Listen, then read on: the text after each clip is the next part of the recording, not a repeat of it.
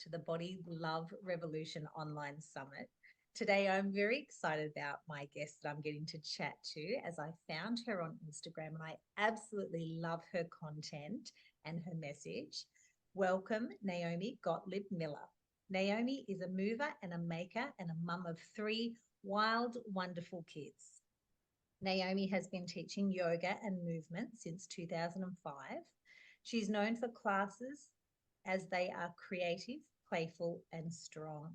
Her classes and programs are built with the hashtag mum life in mind.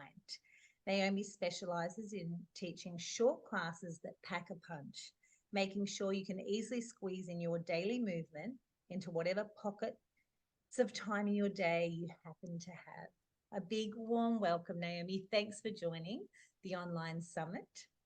Thank you so much for inviting me. I am really honored to be here.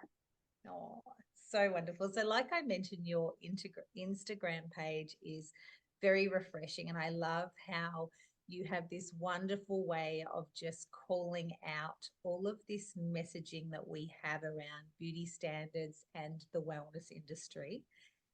And you have this great way of just bringing awareness and attention to messaging that potentially is a little bit sneaky. And we may not, well, I'm going to speak for myself, like I just mentioned to you before we hit record, that I may not have picked up on. And I will just take it as, oh, okay, yep. But then when you shine a light on it, love it. Even your post the other day, which made me laugh, and you had a glass of juice and you said, yep, drinking empty calories. I mean, that is a message we have heard so many times when, like, really? Yeah, just calling that out. But, I've heard that. And I actually believe I have probably even said that to myself at some point in time when I felt like a juice and went, oh, is that a good choice? Well, yeah, it is if you feel like it. It's, yeah. So thank you. Thank you. Now, I do want to ask, from your perspective, pushing back against perfectionism as a mum and as a woman, can you share a little bit more on that? Yeah, well, I identify as a recovering perfectionist, somebody who's very type A, someone who just wants everything to be perfect. And, my mom would say that about me too. And she still says to me now, you need to let go of the idea of things being perfect. And I'm 42. My mom is still saying that to me.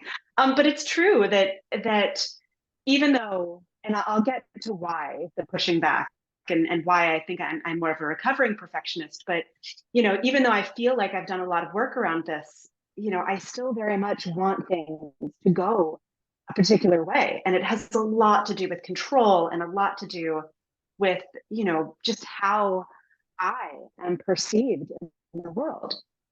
And, I think that there are these incredible expectations of women and of mothers. And that's only been intensified with social media, right? It's only been intensified with the gaze of hundreds and thousands, even millions of people potentially looking at you or me or any mom on the internet. And it always comes with this layer of judgment. And, I think that part of why this idea of perfection feels so charged is that I don't want to be judged for the choices that I make as a mom. And I am the one who is most inclined to judge myself for the choices that I make as a mom. So it's this like, terrible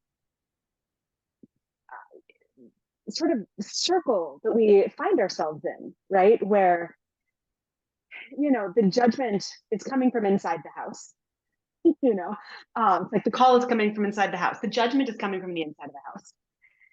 And also, we do feel it from outside of the house. We do feel it from the imagery that we see. And, I just remember even when, like, I was a very new mom, and this wasn't even about my body from a physical standpoint, like how I looked or anything like that. It was what it was doing. And that when my first child was born, she was very tiny. She was born at home, but she was born very, very small. Then she had some medical complications, and then she wouldn't nurse, and then there was all of this stuff. And I just kept thinking, like, what is wrong with my body? Why won't my body do what it's supposed to do? I'm the failure. And I think, particularly at that time, because this was 11 years ago, there was even less conversation about it's not you, it's not your body, right? Sometimes this is just how it goes, not your fault. And, we still internalize it because I think we're trained as moms to believe that anything that happens with our kids is our fault, right? That we bear the burden of their success, of their health, of their happiness, of all of the things. And so, if my baby isn't nursing well, it's my boobs are the problem. It's not that she's tiny or that she's struggling to nurse because her mouth is smaller or because of whatever it is, you know. And eventually, like, we worked all of that out. I nursed her for 2 years. Even if I hadn't, it would have been okay. Right. But there was that high standard of this is what it's supposed to be. And so it took me years as a mom to start letting go of some of those layers of what motherhood is supposed to be and the image I had in my head of the mom that I was supposed to be, and to just peel them back and say, okay, like, how do I really want to take care of my children? And I'm still not there yet. There's still a lot of work. But I think it also shows up in how we take care of ourselves, this idea of perfection. And this is like really what I want to get at. All of that is like, we have these absurdly high standards for motherhood in general, but then we also have these absurdly high standards for ourselves. And it gets in the way of us doing anything, So, for example, my realm in the world is movement. I teach yoga and movement. I have for nearly 20 years. And so many of the things that get in the way when it comes to movement for moms is, I don't have the time, or I don't know how to do it, or, I don't have the energy, or, I don't have the things that I need, or, oh, like, I really want to, but, I can't get to a class, or whatever it is, or it list goes on and on and on. And that desire for the perfect practice, the perfect thing, the ideal amount of time, the getting out of the house, all of that gets in the way of us actually moving our bodies. Right. So I find that it shows up in some of the most basic ways when it comes to taking care of ourselves, that because we have these absurdly high standards for perfection, we allow that to get in the way of just doing something kind of half-assed or a little bit messily, or because if we just do 5 minutes of movement, like, that's not enough, or it's not what my body is supposed to get. I'm supposed to be getting this, or this. And it's like, you have to shut those voices down and tend to yourself, right? So that you can actually take care of you. And then maybe eventually more space will open up and you'll be able to do more, but you can't start from 0 and expect to go to 100. And that's the standard, I think, that we have for moms in every area of our lives. And so it feels like my personal mission to tell every mom that I know, perfect isn't the goal, right? Like, your sanity, your health, those are the goals, right? The care that you attend to your children, like, that is the goal, not the perfection, not the performance of it, right? Just the actual doing of it, which is quite messy all of the time because we're human. So, very, very long answer to the question. Brilliant answer. So many things I want to say about that. I completely identify with if it's not done for the hour class or the this or the that, or I don't know if in America this is as big as here in Australia. I'm assuming it is because we often copy America. I think Australia is like a little America in a lot of ways. Mm.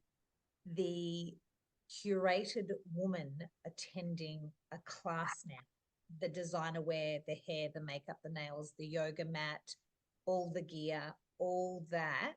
And like you say, it's actually the process can be messy. It can be 5 minutes. It can be done in your lounge room. I absolutely love also your sharing of your videos at you with sometimes the kids are toddling around beside you and you are doing Mm-hmm. your thing, and that's okay. And as a mother, words don't teach. Actually, what you do, they see.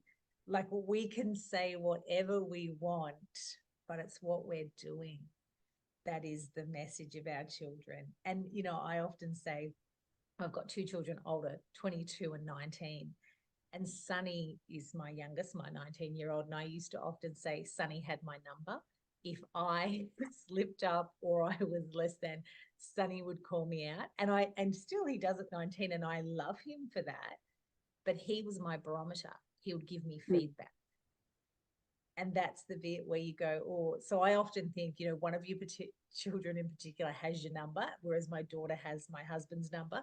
So the child that has your number, they're your feedback and they're your barometer.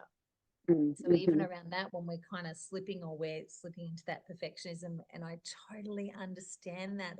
I identify with that perfectionism and the pressure, even the the breastfeeding. I had a tricky journey with my first child, second child, we got it together. But that guilt and that feeling like a terrible mother, it's almost like a little bit like post-traumatic stress and complete Mm-hmm. heartache and grief. And then every time I would see another woman breastfeeding, it would be like a stab in my heart that I was a shit mom. Like oh gosh, yeah, that heartache and everything having to be wonderful, and it's not.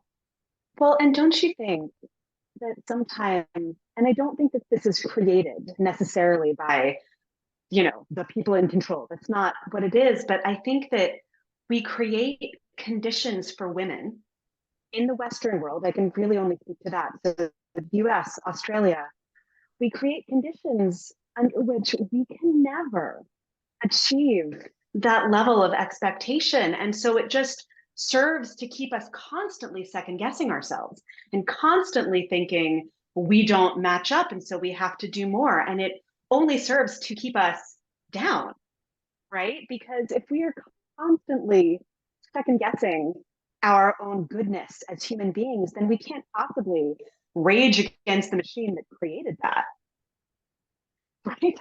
We can't possibly push back against it if we feel that we are the problem. Yeah. But in And actuality, it's all the expectations that are set by so many other cultural, societal pressures that create the problem, not us. So, it's not us, because that's exactly right, because we are perfectly imperfect. We have a wonderful inner guidance system. And our work really is to keep leaning into our own guidance system. And that is in itself daily work, hourly work to keep coming back home. And I mm-hmm. think that's, I am also a yoga instructor. And that's what I love about yoga. I often say it's that time on my mat when it's just between me and me. Like that's my time just to come home and start to connect back in. What is it I need? What don't I need? And that's the practice daily. Mm-hmm. Yeah. I do want to ask so about your yoga and movement.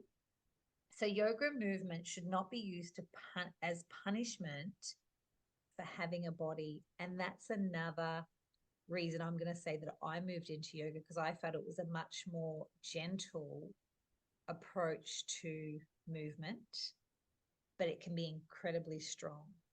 So tell me your perspective on this movement, punishment and body, yoga. Talk to me.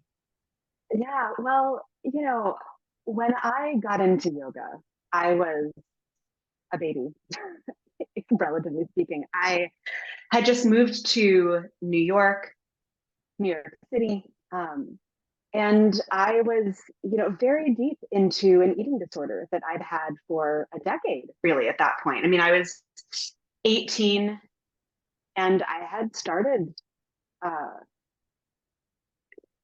beginnings of starving myself really in elementary school, of changing how I treated my body around food.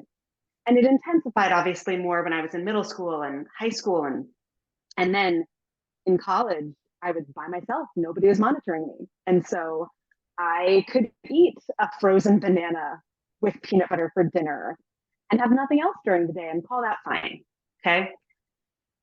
So I preface that, I preface this with that idea because I got into yoga at that time in my life when, I also used exercise as a tool for punishment. I was a runner and I would go on these long runs through the streets of New York and on like no fuel.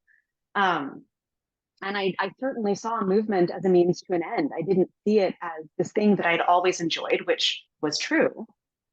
I saw it as a way to control my body and to fit it into that little tiny box that diet culture very much wanted me to fit into. I mean, I am a child of the 80s, right? And the models that I grew up looking at were of the Kate Moss variety, and heroin chic and all of that. And I don't have that body. I've never had that body, nor do I want that body now, but I kind of did at the time. And so movement was a source of punishment.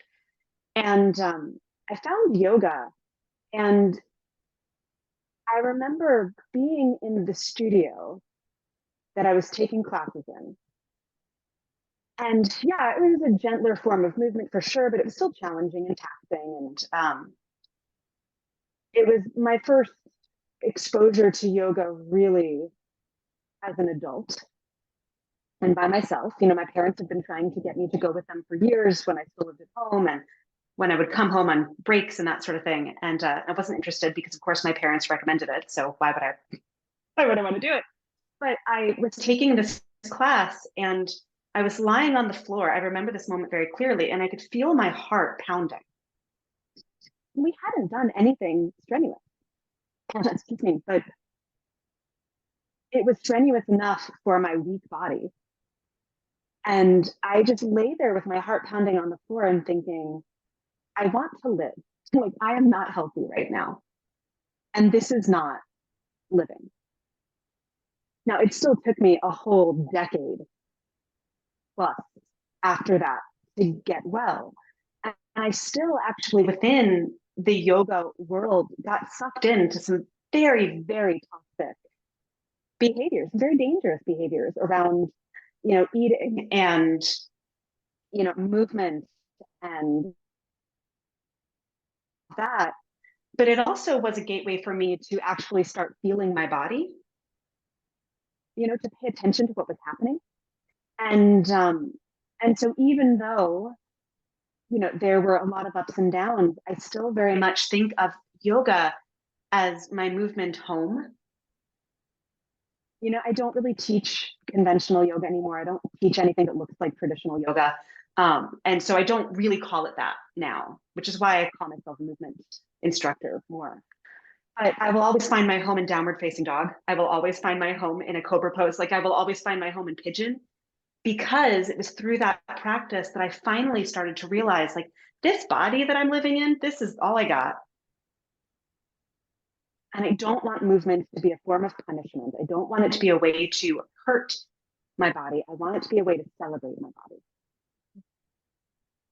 body. And so I very much credit my early, not that very first yoga teacher, he was kind of a mess, but my subsequent yoga teachers, who were women and who had also lived through very similar things, and became good teachers for me at the time, that yoga was a practice of celebration, that it was a practice of contemplation, of deepening my awareness, and going into my body was a very dark place for me. Like it was not a welcoming, inviting place at that time. And it became essential over the course of the next, we're talking like that recognition happened when I was about 19, probably, that first inkling of it. And I really don't think I mean, I don't think that I really started feeling my relationship with my body until after giving birth the first time. And I gave birth the first time when I was 31. So it's a very long space in between that moment and the beginnings of, oh, now I'm not doing this anymore. Like, I'm not going to go for a run after I eat, you know, a big meal or whatever. I'm not going to do that because running is to feel good. It's not to make something else go away. Right. Like that was, but it took me just so long to get there. And so that's why I also very frequently will say to people, I knew these things, I knew them, and it it wasn't an immediate, yoga didn't fix me. Yoga just opened the door, and I had to choose to walk through. Like that had to be my choice. So Yeah, powerful. I love that. Yoga didn't heal you, but it opened the door. It just got you present enough just to get into your body. But it is a process. It isn't overnight. And that's what I'm funny with this body love revolution. Talking to everybody, I am catching things. Yeah, I keep thinking to myself, gee, I'm a slow learner, but I'm catching things that I didn't even realize I had running, a program I didn't even realize I had running. So it's a long time of unraveling that, and that connection of, you know, exercise and running is punishment. Or I loved your reel the other day after Thanksgiving going, I've eaten X, Y, and Z, so now I go for a run to counter. And we would hear that a lot in the diet culture. It takes mhm. 10,000 steps to run off a chocolate biscuit. We would hear this messaging equating something we put in our mouth, and if we do that, we can null and void it. Even catching that kind of language, and we have been told that a long time, and we've associated, and that's where that really ties into that. Well, if I do that naughty thing, if I do that good thing, I've counteracted it. When there's no joy in that, you don't get to enjoy the chocolate biscuit because then you've got to go for a run. You don't enjoy the run because have I worn off the chocolate biscuit? Mhm. Madness. Mhm. And how much energy, speaking from experience, how much energy, space, and wasted creativity I have had on ruminating over that crap. Ugh, I know. It just is such a killjoy, steals the joy, steals the creativity, steals the energy, while you're trying to, speaking from me, trying to equate how much movement I have to do to wear off a biscuit. And we don't even, we're just like you say, we're just in this perfectionism cycle, or we're in this self-criticism cycle, whereas we're constantly trying to be good because we've been bad. It feels like that is that, well, speaking from my experience, and you've reminded me of that, speaking from that. Unbelievable. That is great awareness. And just the awareness of that for me was like another thought process that has rolled around my mind that I've Mhm. never put before. So again, thank you. Great awareness. You're welcome. I also, I think that it is so deeply ingrained in us, this idea of it also has a lot to do with, I think, the idea of personal responsibility when it comes to your body, instead of all the other factors that lead to health and wellness that we don't talk about. And that, quite frankly, I didn't know about 10 years ago either. That these weren't things that I thought about. I had to look to people who were smarter than me. And I had to look to people who were, who are fat liberation educators and activists, who and really changed a lot of my own thinking because, a lot of it for me is still in the process of unlearning. I still find myself sometimes in that mindset and I have to talk myself off of the ledge. You know what I mean? Like I literally have to say to myself, it's okay to not do something hard today. It's okay to lift a lighter weight. It's okay to just do cat cow and nothing else. It's okay to not go for a run. I still find myself sometimes getting sucked into that, you know, um, if I do this, I need to do this, this, and this happens, right? I still find myself getting sucked into that narrative because it was the narrative that I was fed in my formative years, you know? And it's a really, really hard thing to unlearn. So I think that we really, this is where it goes back to perfection. We really have to give ourselves so much grace around these sorts of things. There's so much unlearning that needs to be done when it comes to movement and health and wellness. Even to the point that it's not always going to be intuitive because of what we've been programmed to believe. And I mean programmed very much, feel that way.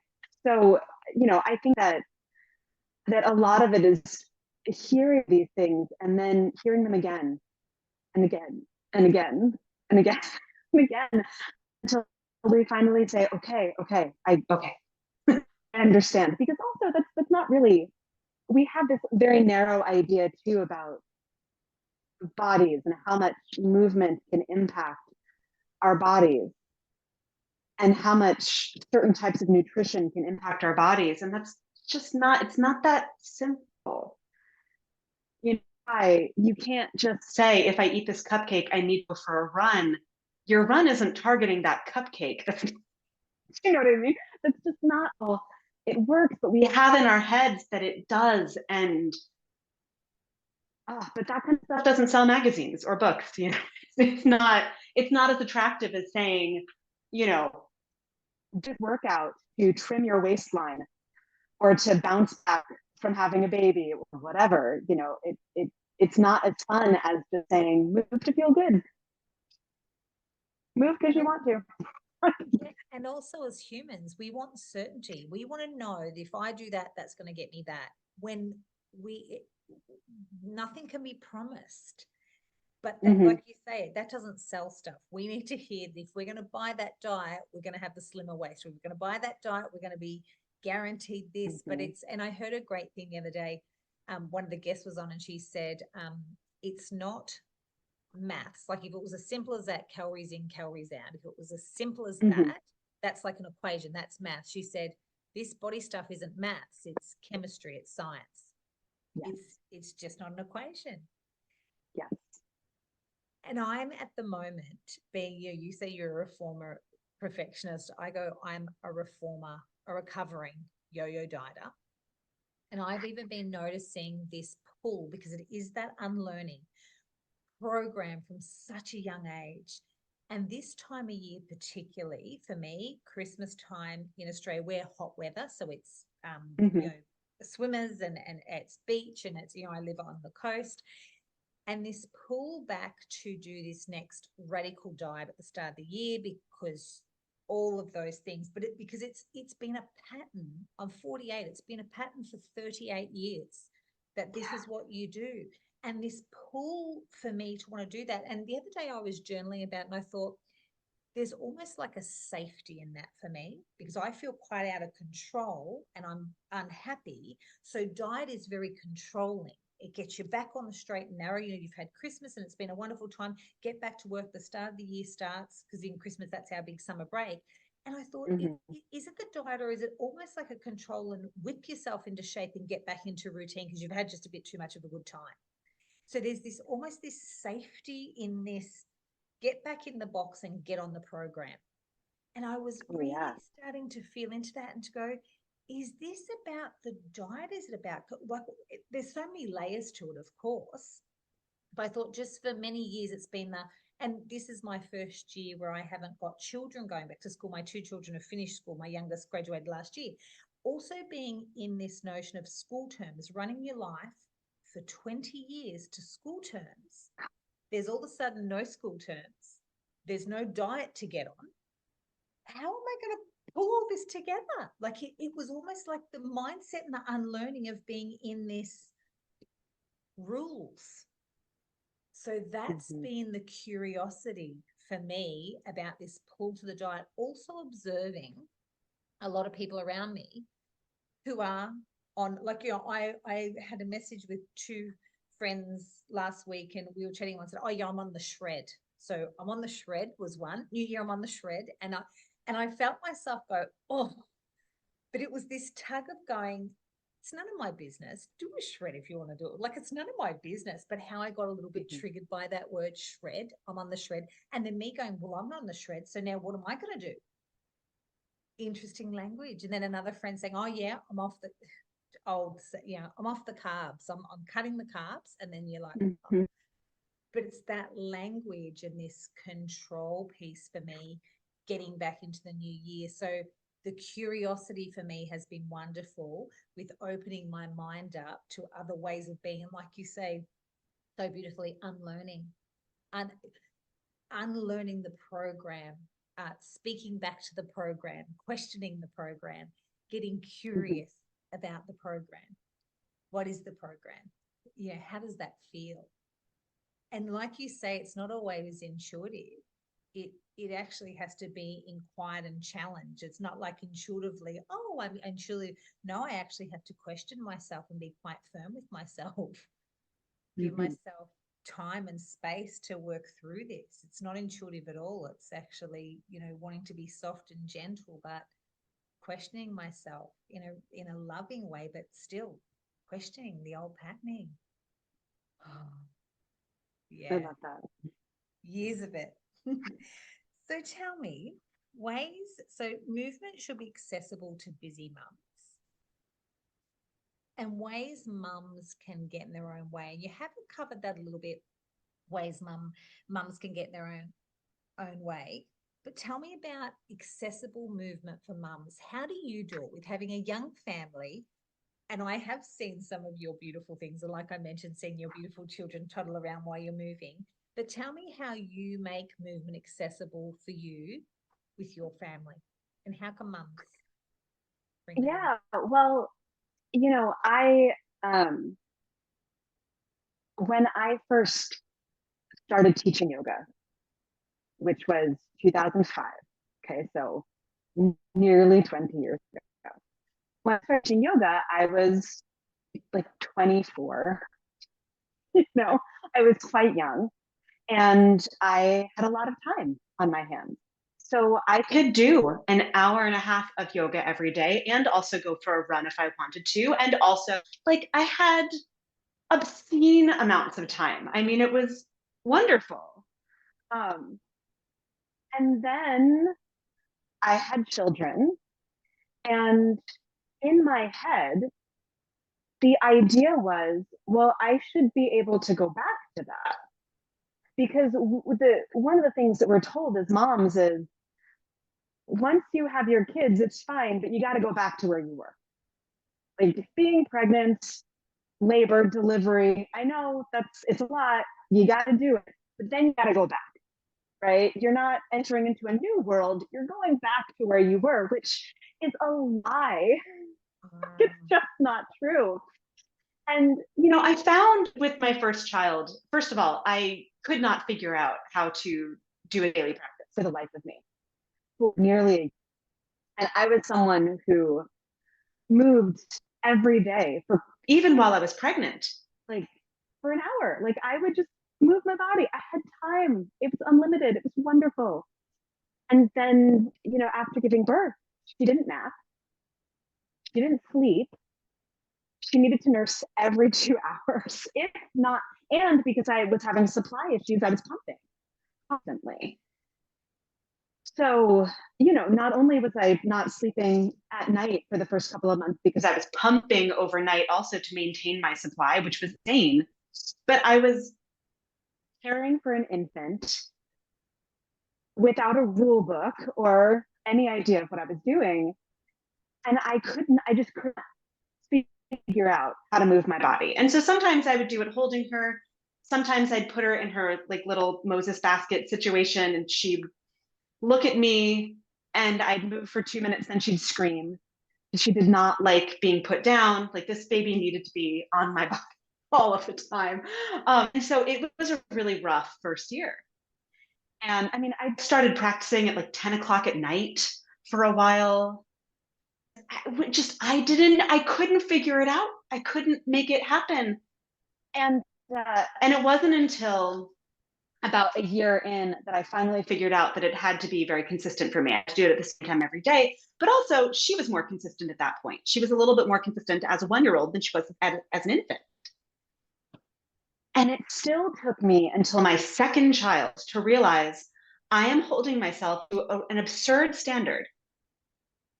I am expecting to be able to even do 30 minutes of movement every day. And I have who requires my full attention. That's bonkers. And so I finally just gave myself over to this idea of, I'm going to do 5 minutes because this is what I taught. There was a brief period of time where I was a self-care coach. It's a fun story for another day, not for right now, for a variety of reasons. But I would say to people, pick the lowest hanging fruit. You know, do the easiest thing. How can you make this easier? And when I finally applied that to my own life, it was, oh, I can just do 5 minutes of movement and that's enough.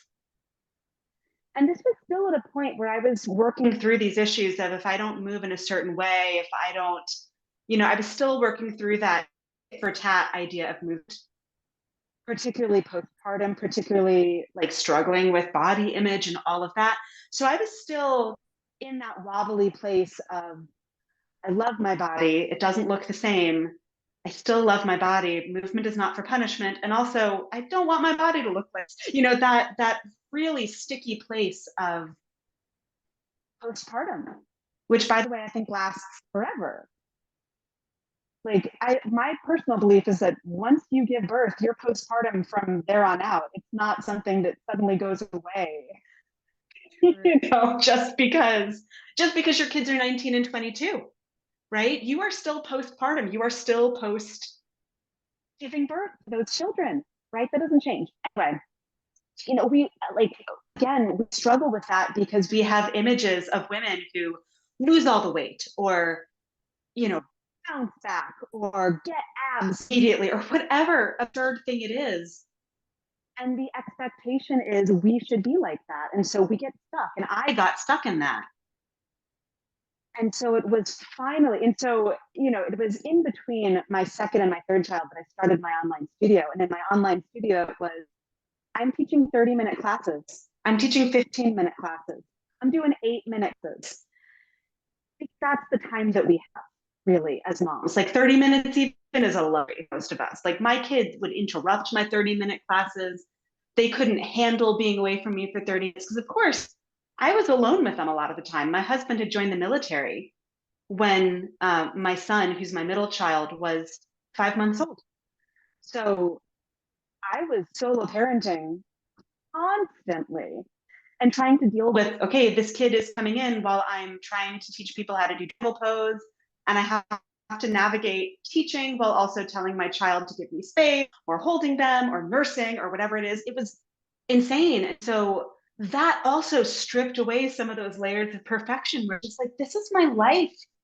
This is my very messy mom life. And I'm going to be nursing while teaching you because I don't have another option. And it's a good thing that our class is over in 5 minutes because my child is having a meltdown and I got to go deal with them. But that, it's like, that was the biggest place of growth and understanding was an hour of yoga is not accessible anymore. Even 30 minutes of yoga daily is not always accessible for me. So what is accessible? 15 minutes, 10 minutes, get on my mat and do a pose. And when I started building my classes around that, it really spoke to women, and not even just moms, but women who said, yeah, I don't really have an hour either.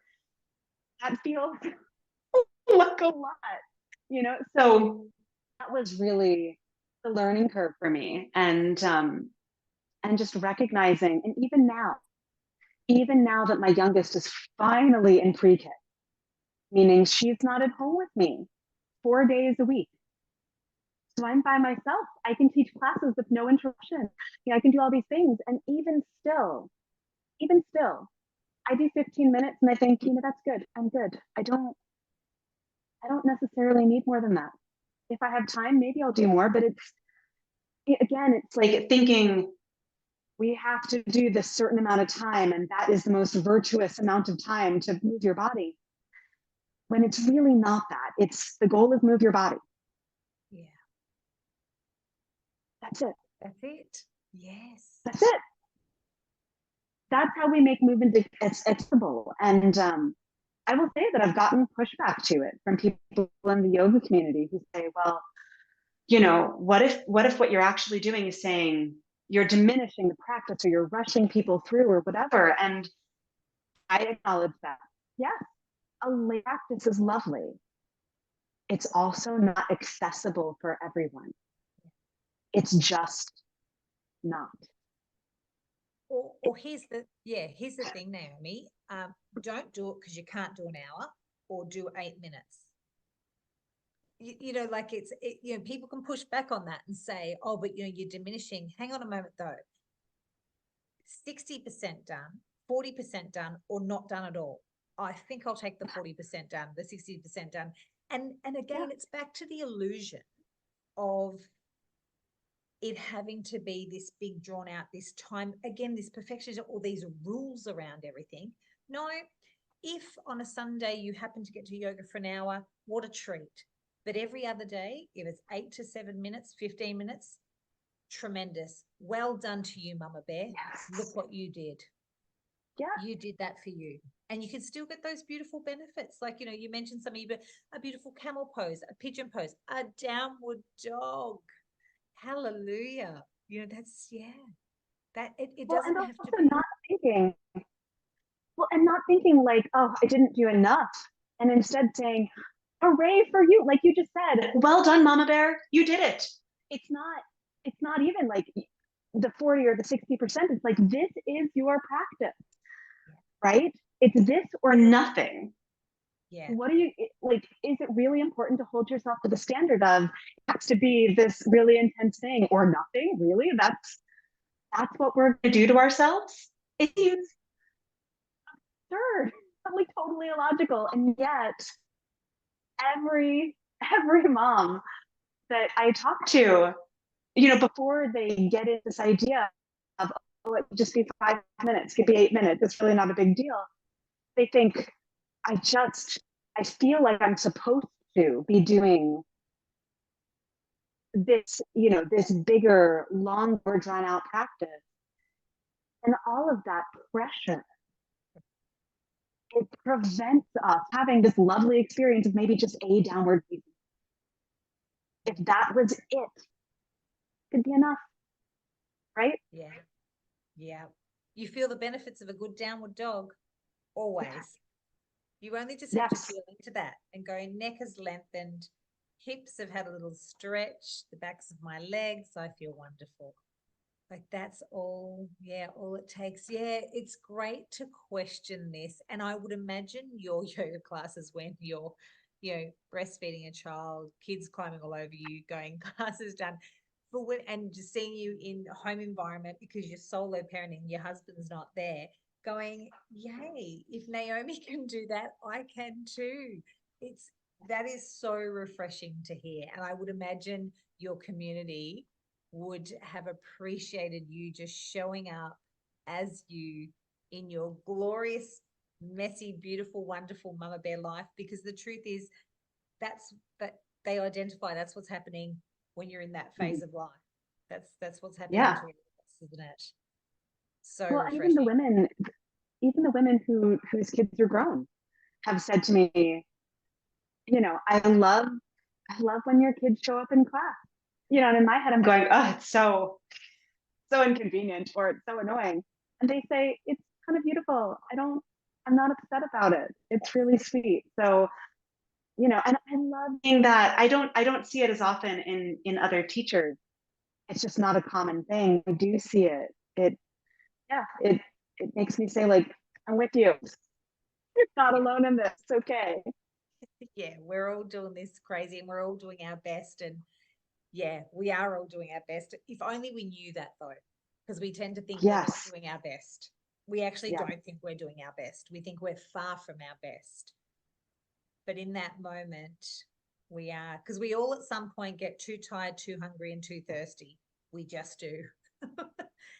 And in that moment, as long as we are doing our best. And, I often say, I make a joke with my children. I say, a good education, a good set of teeth, and I'll pay for your psychologist. My work is done. That's all I've got. Those are good. Those are really good. They're my markers. Family. But I want to say, Naomi, it has been an absolute pleasure and honor chatting with you today. I've absolutely loved your perspective and your take on things. And I will be sharing, of course, your beautiful Instagram page. And I know that people can join you for your yoga. You've got that there on your page in your bio. And I want people to absolutely follow your tremendous posts and reels because as I've mentioned, you get me thinking and you help me question the norm and question messaging, which is really helpful for my own healing and my own body acceptance journey. And I am absolutely positively sure that everyone who listens to you today and hears your message will go, how refreshing. A mum in her glory, doing life and being really honest about it. So thank you, Naomi. Thank you so much for having me. Even on my bathroom floor with the door locked. Ultimate mom moment. Living the dream. Thanks, Yes. Naomi. Thanks so Thank much. you, Emma.